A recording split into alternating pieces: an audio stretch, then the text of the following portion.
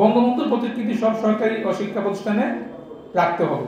আমাদের প্রস্তাবনা হলো এটি বাতিল করতে হবে। এমন কোনো বিধান করা যাবে না সংসদ থেকে যা আমাদের রাষ্ট্রীয় ধর্ম ইসলামের সাথে সাংঘর্ষিক। পচে যাওয়া একটা অর্থ ব্যবস্থা বাংলাদেশে এখনো সংবিধানে আছে, এটি বড় হাস্যকর এবং লজ্জাকর বিষয় আমাদের জন্য। অংশগ্রহণমূলক সমাজ গঠনের নামে আমাদের পারিবারিক, সামাজিক ও ধর্মীয় মূল্যবোধের সাথে সাংঘর্ষিক হয় এমন কোনো বৈচিত্র্যকে স্বাভাবিকরণ করা যাবে না ও শিক্ষায় অন্তর্ভুক্ত করা যাবে না।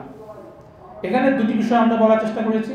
যেহেতু রাষ্ট্রধর্ম আমাদের ইসলাম, এজন্য এমন কোনো বিধান করা যাবে না সংসদ থেকে যা আমাদের রাষ্ট্রীয় ধর্ম ইসলামের সাথে সাংঘর্ষিক, এবং সেই কারণেই সেই যুক্তিকতাকে সামনে রেখেই আমরা মূলত শরিয়া কমিশন প্রস্তাব করেছি যে সংসদের একটি শরিয়া কমিশন থাকা উচিত, যা সংসদের যাবতীয় আইনকে, বিলগুলোকে সোফার রেকটিফাই করার একটা সুযোগ তৈরি হবে।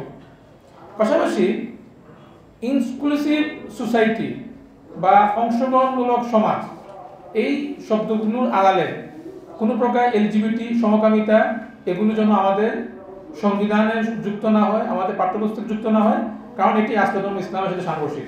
ওয়ালটনের পণ্য কিনে জিতে নিতে পারেন নগদ 20 লক্ষ টাকা। Double million offer! Walton fridge কিনে পেতে পারেন 20 লক্ষ টাকা। রয়েছে কোটি কোটি টাকার নিশ্চিত উপহার। ধারণার সাথে বলা আছে প্রজাতন্ত্রের সকল ক্ষমতার মালিক জনগণ।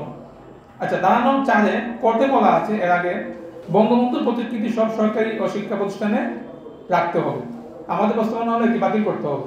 আমরা গবেষণা করে দেখেছি উন্নত দেশগুলো, যে দেশগুলোকে আমাদের দেশের নানা পলিটিশিয়ান তারা তাদের বক্তব্য উল্লেখ করেন, আমেরিকা থেকে শুরু করে ব্রিটেন, বিভিন্ন উন্নত দেশে যারা দেশ স্বাধীন বা গড়ার পেছনে তাদের অবদান ছিল বা আছে, তাদের দেশের কোনো আইনে আমরা এমনটি খুঁজে পাইনি যে সেখানে ওই দেশের নেতা বা যারা আছেন তাদের ছবি, প্রতিকৃতি রাখতে হবে এমন কোনো আইন নেই।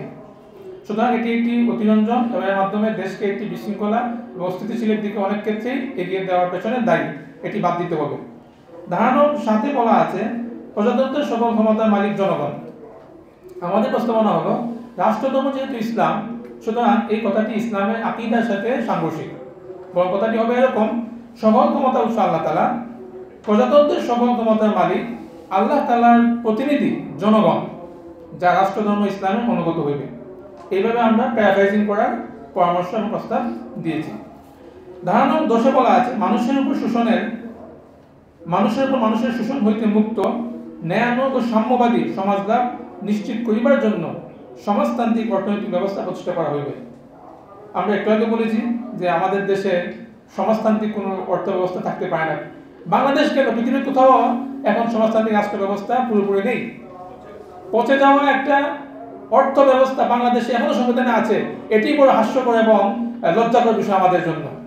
অতএব সমাজতান্ত্রিক অর্থনৈতিক ব্যবস্থা প্রতিষ্ঠা করা হবে, এটা সংবিধানের একেবারেই একটি লজ্জাকর একটা ব্যাপার এবং অযৌক্তিক এবং সাংঘর্ষিক বটে। কারণ সংবিধানে আপনি একবার বলছেন রাষ্ট্রধর্ম ইসলাম, আবার আরেকদিকে বলছেন বৈষম্য থাকবে না, আবার বলছেন আপনি সমাজতান্ত্রিক মতাদর্শ থাকতে হবে। এটি সাংঘর্ষিক। এজন্য আমাদের প্রস্তাবনা হলো এই জায়গায় শব্দটি হবে শোষণবিহীন, অংশীদারিত্বমূলক, সুদমুক্ত, সুষ্ঠু অর্থনৈতিক ব্যবস্থা। আমরা পার্টিসিপেটরি ইকোনমিক্সের প্রবক্তা।